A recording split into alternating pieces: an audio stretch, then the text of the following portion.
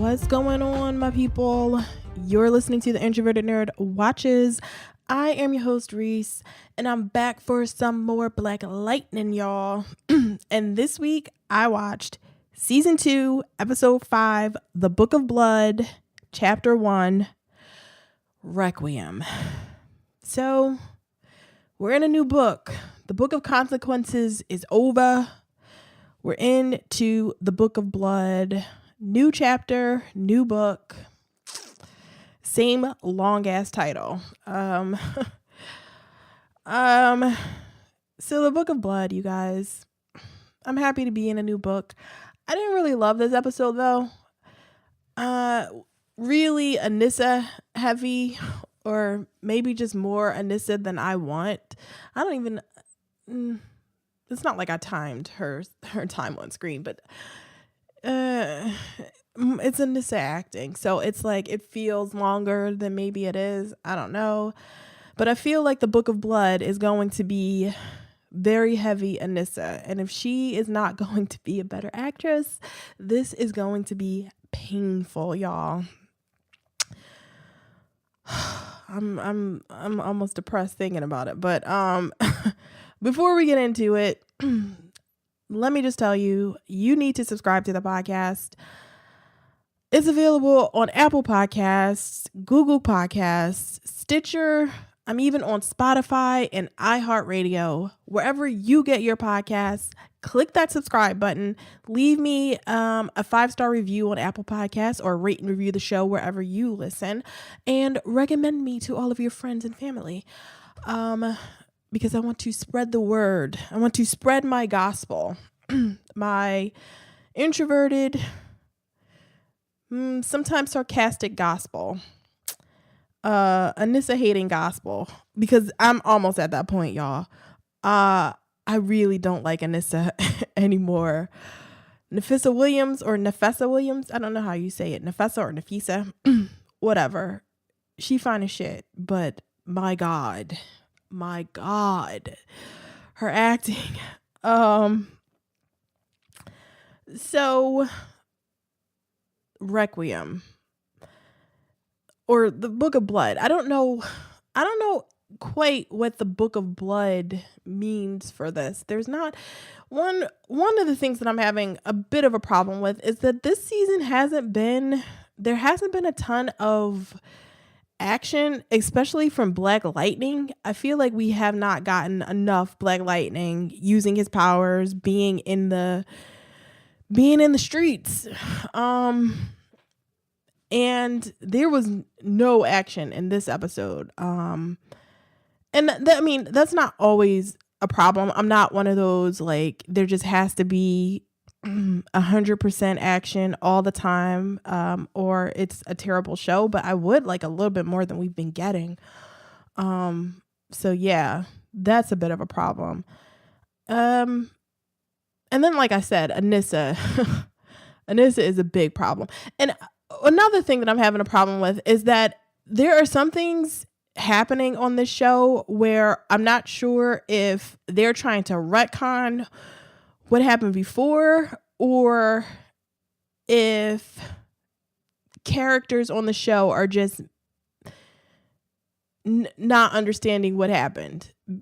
Because, okay, let's start with Jennifer, because Jennifer is where it kind of starts for me. We get a flashback from to what happened between her and Khalil last week, like where it ended off, where they're just sitting in the empty school at night, because for some reason a school is just wide open, no locks on the doors. Everybody can just run in and out at night. But okay. In Philadelphia, they locks the public schools. They don't let kids in after hours. Once the school is in lockdown, it is locked until the next morning. But apparently not in Freeland. There's some freedom in Freeland. Kids can just run in and out of the school. Even if you attack the school, like Khalil, you can just freely walk in and out of the goddamn school. But anyway, it's just Jennifer and Khalil having a talk. He wants to know why she suddenly answered his text. He's like surprised that she responded to him after he says she ghosted him. And I'm like, are we describing ghosting the right way? Because ghosting is not a nigga treats me badly, we break up, then he attacks the school. He just completely goes like over the edge to villain territory. And then he starts contacting me again, so I ignore him. That's not ghosting. I don't know where, like maybe in Freeland, that's ghosting. Where I come from, that is not ghosting. That is just Jennifer being smart and not responding to a person that's kind of stalking her. Khalil is like very stalkery. He is just bombarding her with texts.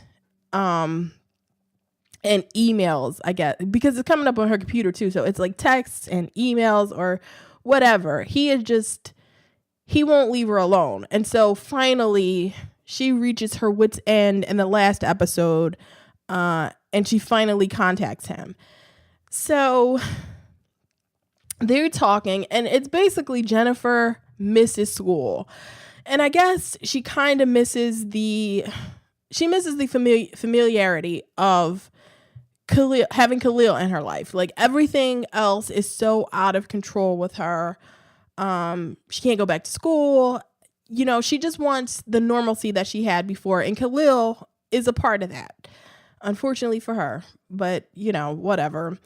So she's telling him that, and she's, you know, just talking about how she misses everything, even the things that she didn't like being called the Queen of Garfield. She hated that, but she misses that. She would love having that be something that she could complain about right now. And I completely get that.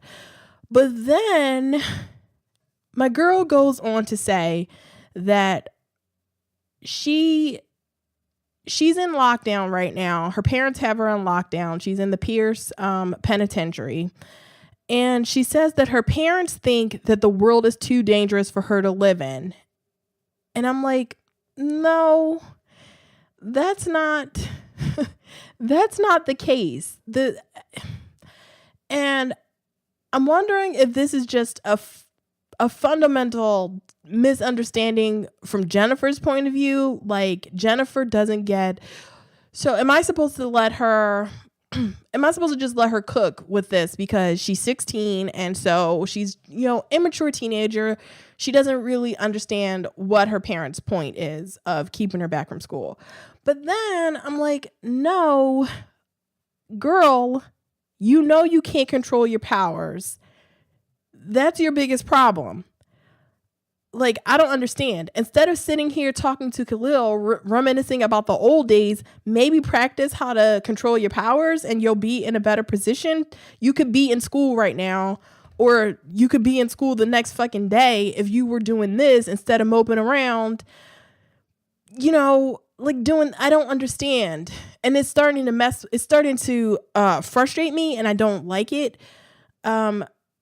Because I don't understand what the point of it is. This is clearly not, her parents are not like, the world is so dangerous, you know, we can't let Jennifer out of the house.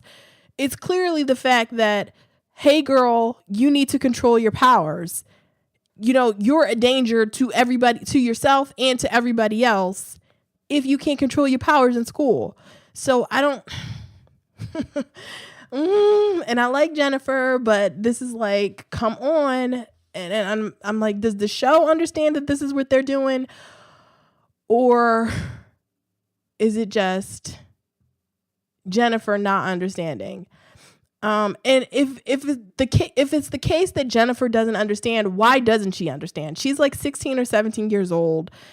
She's not a baby. So this is not a case where her parents have to hold things back from her. Like if she was a little bit younger, I would completely understand her parents having to like hold things back from her and like just telling her what she could understand. But she's almost an adult. Like Jennifer is on her way to college like very soon.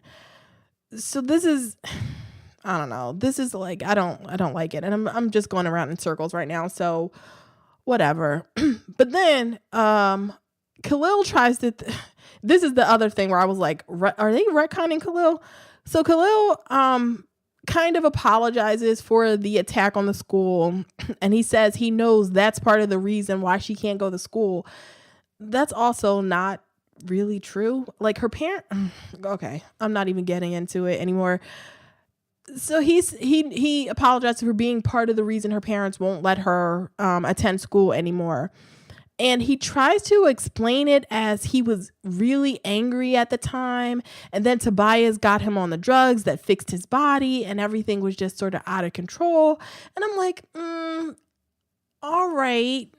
Yeah, you were really angry at the time, but you were being a dick before that. Like you were treating Jennifer like shit before you attacked the school, before you met Tobias. You were being a shit to Jennifer. You were doing they're trying to redeem him, but it's not working for me. Like the shit that he did last season where he puts Jennifer's picture up on Instagram and calls her a white Becky, and he's being really disrespectful to her face. Really turned me off. And it was like, okay, I understand he's hurt. You know, he obviously had his life turned upside down by being shot and paralyzed. Completely get it. But you don't get to abuse other people because of what happened to you. And, you know, other people don't have to accept your abuse. So they have to work a little bit harder to make Khalil sympathetic to me, you know. Yeah, it's just not working for me right now. And the fact that he kind of stalked Jennifer, like he's relentless with his text messages and shit, just makes me like not like him even more. So everything that they're doing is kind of doing it's working against him to me right now. So yeah. If they want to redeem him, they got to do something more, or, you know, just do nothing and let him be Tobias's bitch and let Tobias just treat him like shit, because that would be great. So that Khalil and Jennifer, that's just like over. He tries to before that time is over, he tries to throw it out there that he wants to maybe try to work things out, but she cuts that shit off before he even finishes, and she leaves.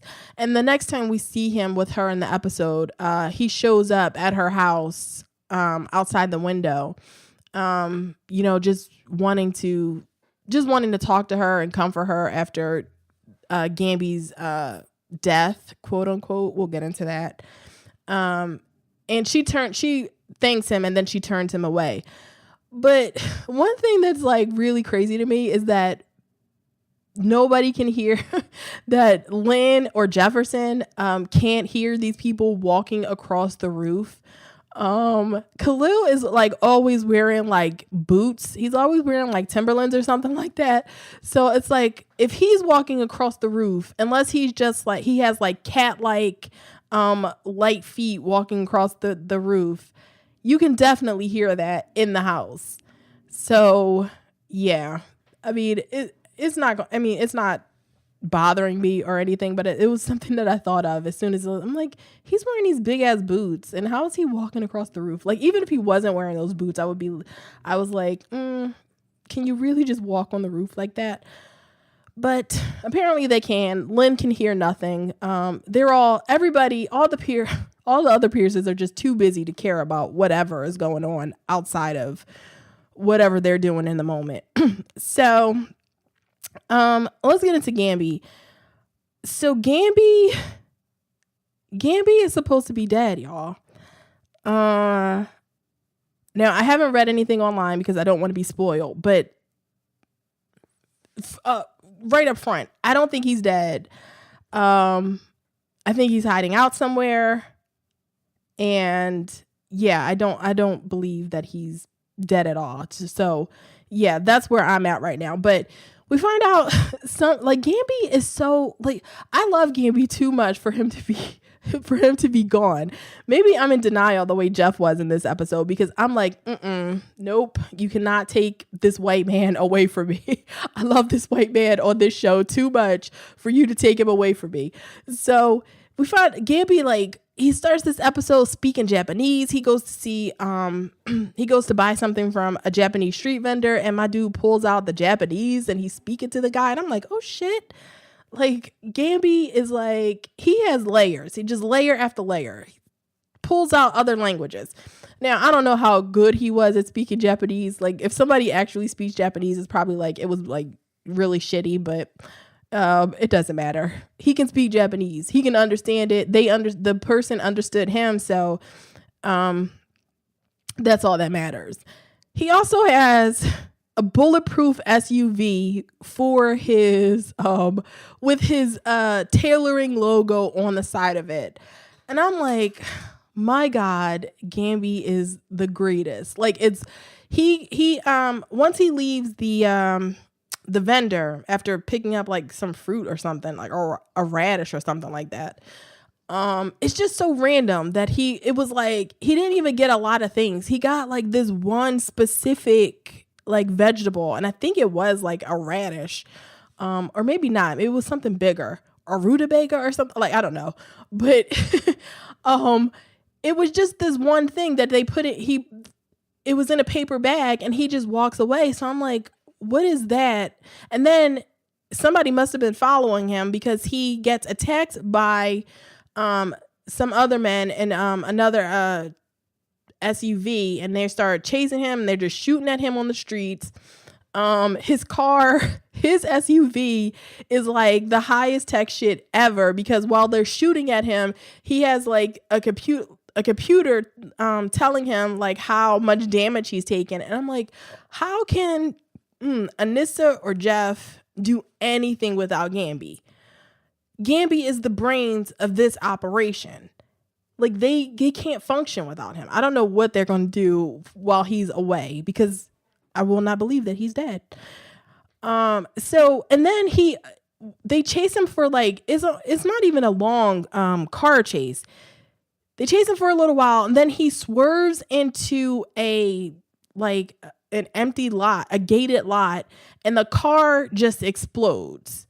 It catches fire and then just explodes, and that's it. Gambi's supposed to be dead. It looked like he was faking it. And so I could be wrong, and it could just be like they just staged a bad death for Gambi, but I can't believe that. So I believe Gambi is alive. I'm on the Gambi is alive train. And there's no body. Like, nobody saw him get out of the car, but there's no body. And so nobody not dead. Game of Thrones rules on this show. Like, if you don't see them die, they ain't dead. Unless, well, Stannis, we didn't see Stannis die, but he's dead. We didn't see. Yeah, I'm not going to get into that because that just, yeah. Nobody, no death. Gambi lives, you guys. So, Henderson is the one that tells Jeff that Gambi died. And he is the absolute worst at giving bad news because he comes to the door and he has that rusting Henderson face that always looks like annoyed or disinterested. So it doesn't really lend itself to being sympathetic or, kind to the person that you're talking to. So he just looks annoyed while he's telling Jeff, like, it's about Gambi, Jeff. And he's not talking. He's not saying what he's supposed to say. And Jeff is like, what? And it's just sort of like them standing there staring at each other for way too long, not saying, Henderson not saying what he's supposed to be saying. And then eventually he gets out that Gambi is dead. And Jeff, like me, doesn't really believe, like, he's shocked. to hear about Gambi's, to hear what happened to Gambi, but he doesn't really believe it. So we cut to a scene where not Gambi, Henderson is talking to Jefferson and Anissa, and he's asking questions about who would want to hurt Gambi, and Jeff is not really telling him the truth. Also, Anissa finds out in this moment that Henderson knows that she's Thunder and Jeff is Black Lightning. And when Henderson leaves, Anissa sitting there struggling to cry, struggling to show emotion. So Henderson leaves, and Anissa is like upset that Jefferson didn't tell Henderson who Gambi really was. You know, like, he's not just a tailor. Like, he got some serious shit going on. And Jeff tells him that he wants to protect Gambi's memory. He wants to protect Gambi's identity. He doesn't really tell Anissa that he doesn't believe Gambi is dead, but it's basically like, yo, Gambi has backup plans for his backup plans. You know, he wouldn't just, basically Jeff is saying Gambi wouldn't go out like this. Something else must be going on, and he just doesn't believe that he's dead. And we also find out in this moment that they call Gambi's like lair where they keep their suits the sanctum. Have they said that on the show before? I don't remember them saying it before, but it's called the sanctum. I like the Batcave better. Just call it the Batcave. I know they can't call it the Batcave on the show, but I'm like, just kind of call it the Batcave. Gambi is Alfred. Keep calling it the Batcave. It, you know, just unofficially, it's the Batcave. So that's them. And Jeff spends most of the episode not believing Gambi is dead until Two Bits comes into the scene. So Two Bits is back. Jeff goes to the first thing that happens is that Lynn, trying to help Jeff like cope with Gambi's death, because Lynn of course believes he's dead. She goes to Gambi's apartment and gets like this pocket watch that Jeff gave him, and as sort of a memento for Jeff to try to, you know, help him with his grief. And Jeff freaks out on her like, yo, what are you doing? That belongs to Gambi. You shouldn't have been at his house taking his stuff. And he just storms out of the house. He ends up going to the bar, and that's where he sees Two Bits. And Two Bits, who I really love. He was not as funny. Well, yeah, he was not as funny in this episode, but I like having him around. He's a nice addition to the community as just sort of this side character that has his ears to the streets, is basically his job for Jeff, or for Black Lightning specifically. So Jeff is at the bar, and Two Bit says he owns the bar, or he makes it. Jeff says he's in the bar waiting for Henderson, and Two Bits is like, whoa, you got a cop coming to my bar? And I'm like, your bar?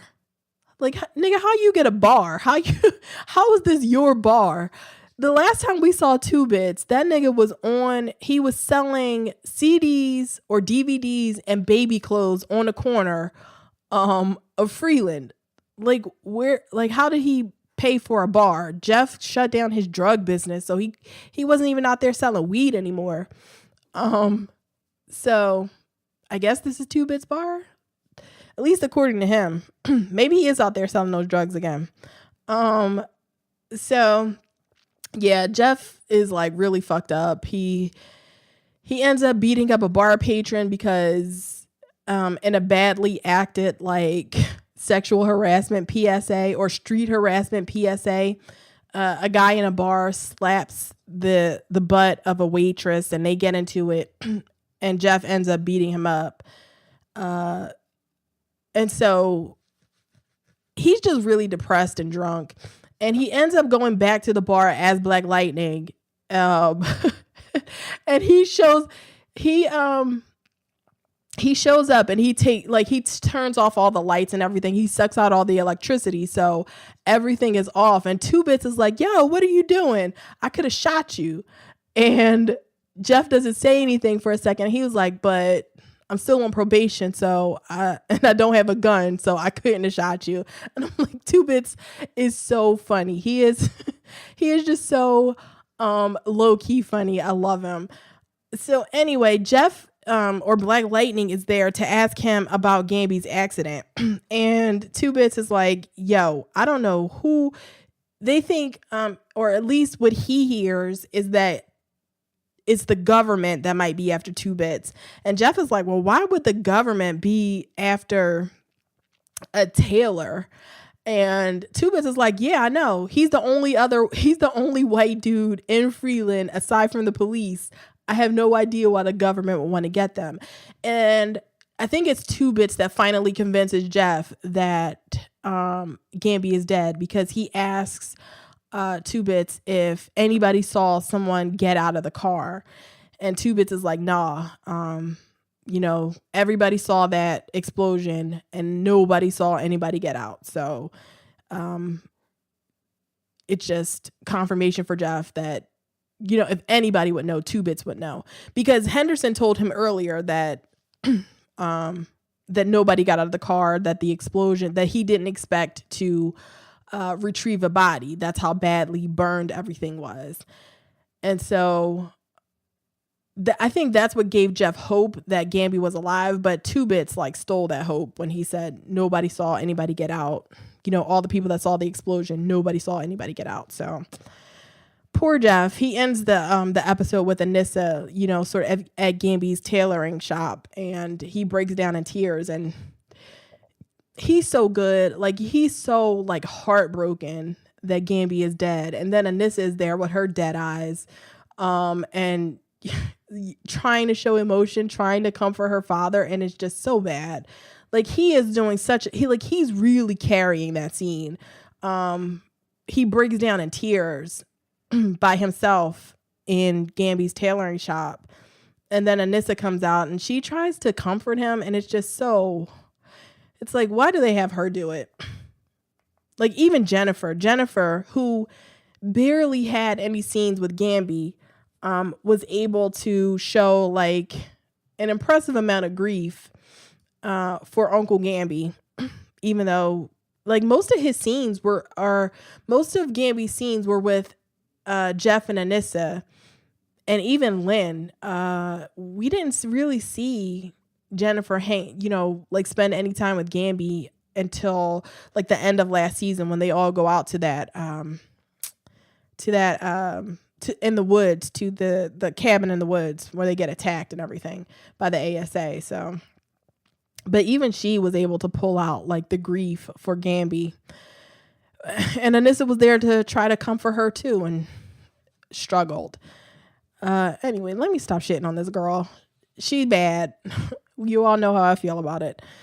So Lynn, our next Pierce. Let's go to Lynn. So Lynn, I don't care about these pod people. And the more time they spend on it, the less I care about it. I don't care if all these kids die. These are all nameless, faceless people who are in these, pods, who just, I don't know why they matter. On the one hand, I kind of get that Lynn wants to save these people because she sees her daughter in them, I guess. But on the other hand, I'm like, oh my God, why are we spending so much time here? It is just so, I don't care about it. So, Lynn is, she kind of comes up with a formula to save all of these kids. Dr. Jace is there with her, her crazy eyes and being a scientist, but I know she's crazy, but she's the only one kind of doing science that's not emotionally attached, which I appreciate in a scientist. So she is Dr. Jace convinces Lynn that she found a way to save all the kids, because that's what's stopping Lynn from doing anything.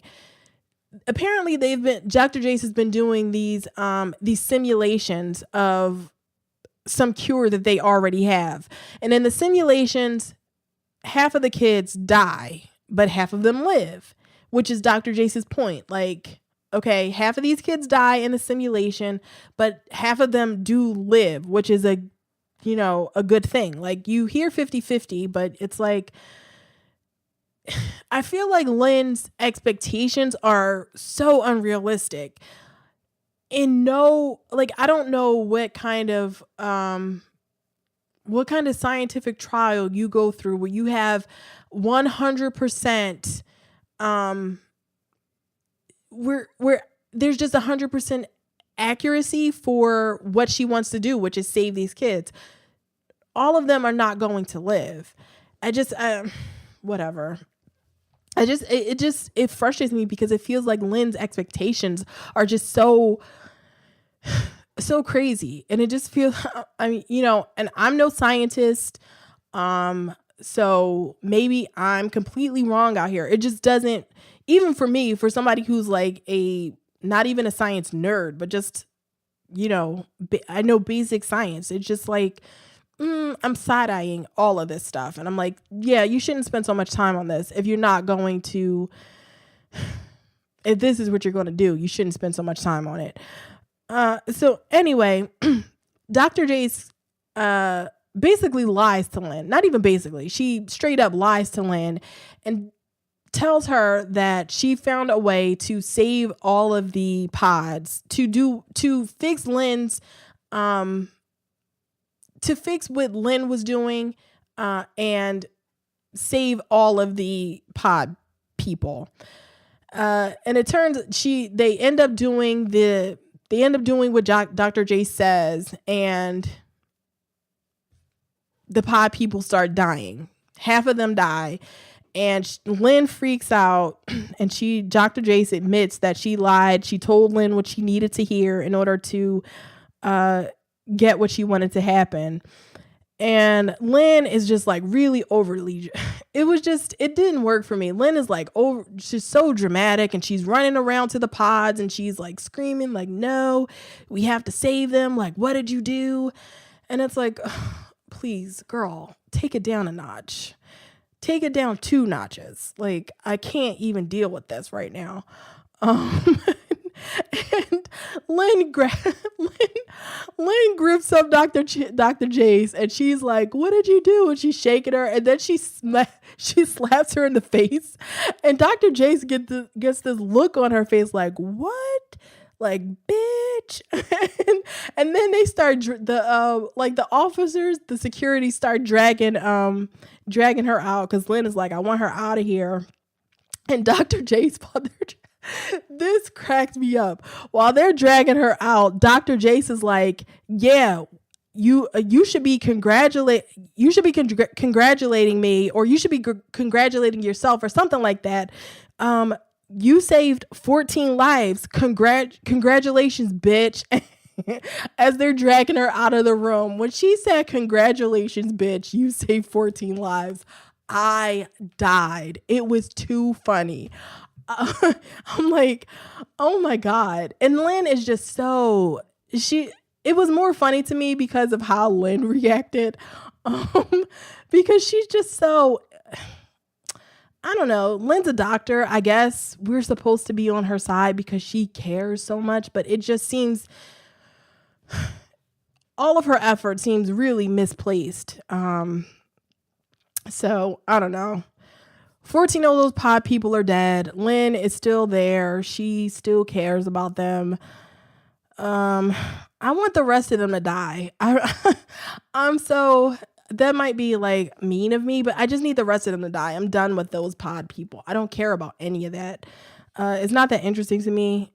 So the more interesting thing is that Dr. Jace found the DNA samples from Anissa, Jeff, and Jennifer.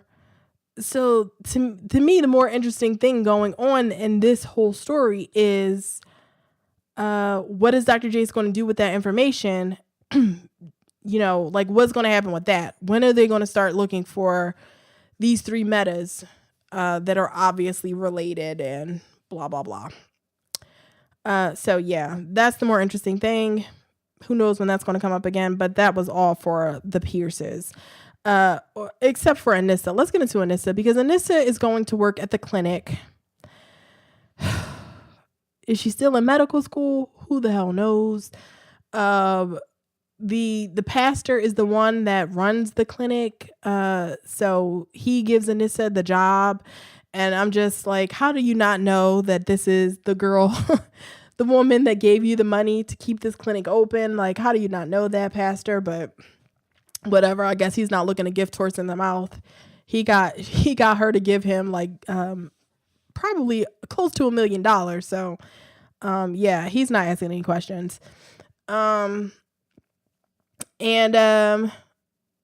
So Anissa, I don't know what Anissa's job is exactly. She's not a doctor. So she's not, I don't know what she's certified to do. She's not a nurse or anything. Like, I don't know. She just works at this clinic. The only thing we really see her do is take a pregnant woman's blood pressure. So, and then we proceed to watch her have one of the worst acted scenes I have seen on this show. Oh my God. Her first patient is a pregnant woman and a pregnant girl named Anissa and her boyfriend Deacon. And Anissa is like 9 months pregnant. She's about to pop any day. They're all three really bad actors. Anissa is, I don't even care about her. She's scared that she won't be a good mom. And then Anissa just badly acts, trying to reassure her that she'll be a great mom. The white dude Deacon is like really paranoid. He's looking out the blinds in the clinic and everything. So they're going to come up later because whatever. Because Deacon shows up later in the episode. He shows up like with these like bleeding lesions on his face. He dies in Anissa's arms, and he before he dies, he tells Anissa to go to Anissa and to save his baby and take care of his baby and everything, blah blah blah. So he dies in Anissa's arms. Henderson shows up. He's questioning Anissa about what's going on, and there are other like police around, police investigating the scene. You know, there's a dead body on the floor, but the police are investigating the scene. So what happens is Deacon's dead body starts to like release this silver goo out of the lesions that were on his face. It just starts dripping on the floor, and Henderson is like, "Whoa, Anissa, do you see this?" And not like, this is like, I can't even speak right now. So Anissa proceeds to like, once the goo is on the floor, Anissa proceeds to grab like a container and scoop it up and put it into a container. No gloves on her hands or anything. Like she's a crime scene investigator.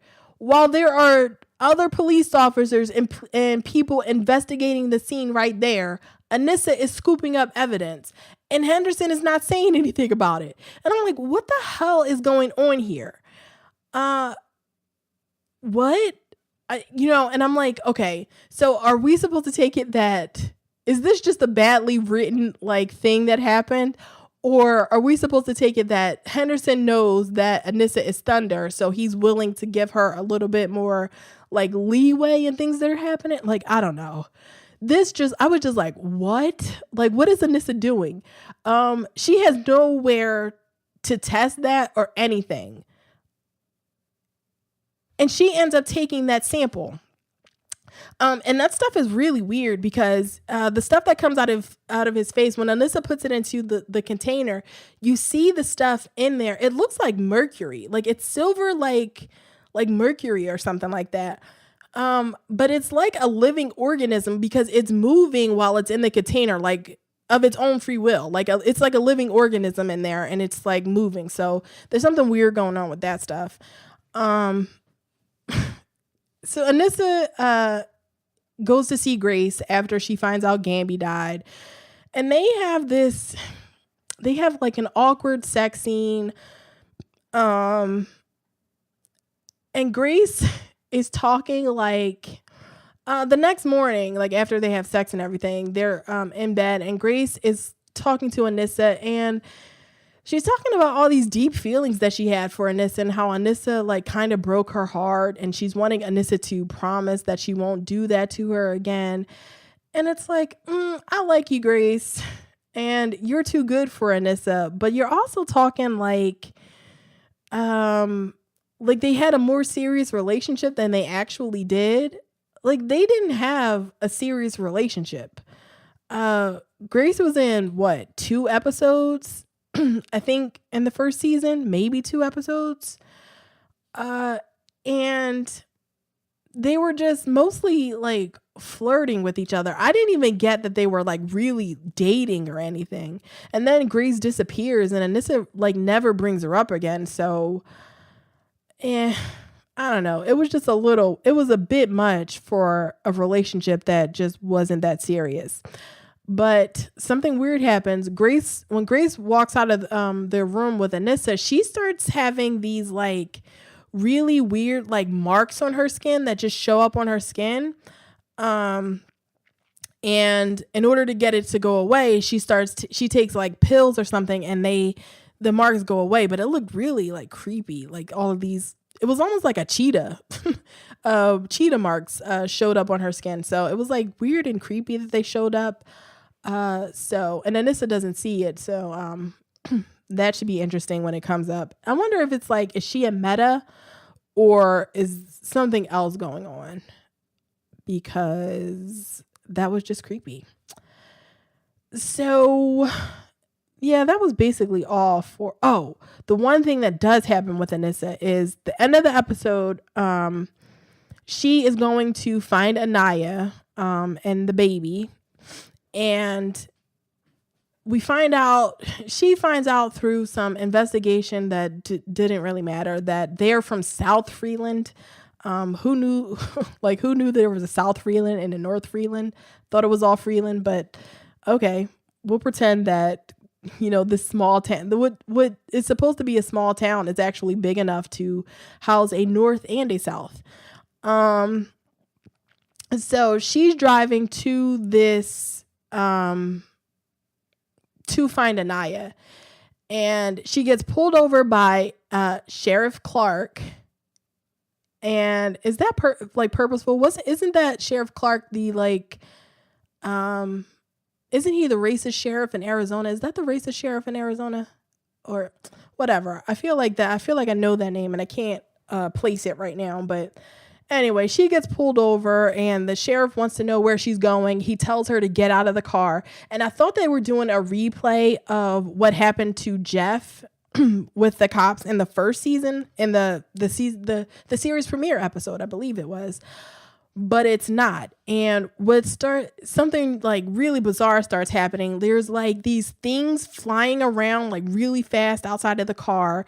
And then she looks at the sheriff's face, and he starts getting like, it looks like something is moving under his skin. It's really weird. And then Anissa's like, okay, fuck this, and she drives away. And the sheriff just lets her leave. He doesn't even say anything. She just drives away. But yeah, but she does mention Anaya's name, so that can't be a good thing. So what's happening in South Freeland? That there's some weird shit happening in South Freeland, and I want to know. I'm kind of interested in what's going on down there. So Tobias, we're going to end this with my man Tobias. Tobias is just so lighthearted and happy in this episode. He's just so happy to be free and clear of all those charges. He's just strutting his stuff, and it is so great to see. It's so funny. So he kidnaps a Councilman Kwame Parker, who looks like he could be Henderson's son. Um, or that guy that's in that "I'm not gay anymore" meme. He kind of looks like that guy, if you know who I'm talking about. Um, oh, whatever. I'm not getting into it. But anyway, so um Kwame Parker is trying to be tough. He's telling Tobias, I'm not scared of you. You kidnapped me, just being, a dude. And Tobias is like, this is I adhere to the laws of the jungle. It's kill or be killed, eat or be eaten, or you're either dining or you're the dinner. And he's saying all of this with this gigantic smile. And I'm like, I love you, Tobias Whale. And what we find out is that Councilman Parker accepted money, or his campaign accepted money from Proctor. What's his name? I forget what his first name is. From whatever, Martin Proctor. His campaign accepted money from Martin Proctor. And what happened is that file about Councilman Parker was in the briefcase that Tobias got. And that's what Tobias said. His file was a part of, whatever was in that briefcase. And I'm like, really? Now, Vice Principal Thirsty described the contents of that briefcase as hell. And I thought she was is it just files on people that gives Tobias a way to blackmail people in power? I can't believe that that's all it is. There has to be more in there than just, files on crooked councilmen. Whatever. I don't know what Tobias has planned, but he goes on to tell Parker that, you work for me now. And what we see next is Councilman Parker doing a press conference where he's talking about the clinic, and he's saying that there's been an anonymous donor who is going to find, the clinic is in a really dangerous part of town. Supposedly it's in the most dangerous part of town, and the anonymous donor, who is Tobias, is going to pay to move the clinic to a safer part of the city, for them to get better equipment and to hire more staff. I don't know why this is important to Tobias, but while Tobias is watching this, he's like, okay, this is the first step. And he also makes reference to, when Khalil walks into the room while he's watching the news, he makes reference to the fact that they had a Latino reporter there, I guess, ask the councilman a question. I think it was the question about, we hear this anonymous donor is Tobias Whale. So does Tobias want to get his name out there as the person that is, he's helping the city? Because the councilman basically says it's Tobias Whale without saying Tobias's name. He refuses to say Tobias's name during the press conference, but he says something. The donor is just returned to Freeland after an extended vacation, and he just wants to help the city. So I was like, who else could that be? Come on. So I'm guessing that Tobias wants his name out there as the donor, for some reason. I don't know. Is he trying to run for office again? Is that what he's trying to do? Are we going to see a mayor Tobias Whale in the next season? This is crazy. So, another moment where he just needs to fuck with Khalil. So he tells Khalil to sit down, and Tobias has this whole big dinner set up. He has seafood, caviar on the table. It's just this really elaborate dinner he has set up, like almost like he's about to have a dinner party, but he's alone. And he's telling Khalil, like, you had one job. All you had to do was watch Cyanide's back, but you fucked that up. And it's like, my God. Every chance he gets, he throws that in Khalil's face. And Khalil is like, God damn it. Like, his face is like, what the fuck, dude? Like, come on. And Tobias says that this was supposed to be his and Cyanide's 20th familial anniversary. The anniversary of him picking her up out of the orphanage. So, and they had this whole dinner planned, and now he's having the dinner alone because Cyanide is dead, and his sister and Joey Toledo, they're all dead. So Khalil is the only family he has left.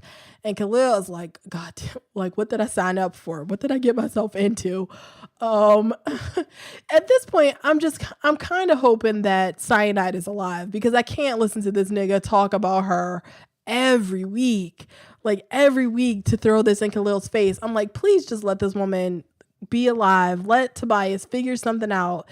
And let this woman show up at the end of the season. I'm not even a Cyanide fan, but I'm like, give Tobias his Cyanide back. Like, he needs that, obviously, because Khalil is more shitting on Khalil is just not getting the job done for him right now.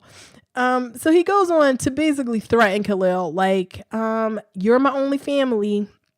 And he tells him the story of the big brother that has to kill that's supposed to look out for his little brother, but he ends up having to kill him because the little brother like fucks up too much. And he's basically just telling Khalil, like, don't fuck up again or I'm going to take you out. And it's so funny because he's like, I'm going to have to kill you. Like, you know, the big brother has to kill the little brother, but not that he wants to. Like, he throws his hands up. He's like, not that he really wants to do that, but he does what he has to do. And I'm like, my God, Tobias, leave this little boy alone. Or, I need to know what Tobias's plan is. Like, I can't listen to him shit on Khalil for another week. Yes, I can, because it's always funny. It's always so funny when he brings up Cyanide and Khalil just rolls his eyes and it's like, oh God, not again. So that's basically the end of the episode. Yeah, Tobias shitting on Khalil. He's got something going on with the councilman. And he says that this is the first step. So the first step is being an anonymous donor and moving the Freeland Free Clinic to a safer neighborhood. Oh, Tobias. So Gambi, not dead. I will not believe it. I want to see more action in the next episode.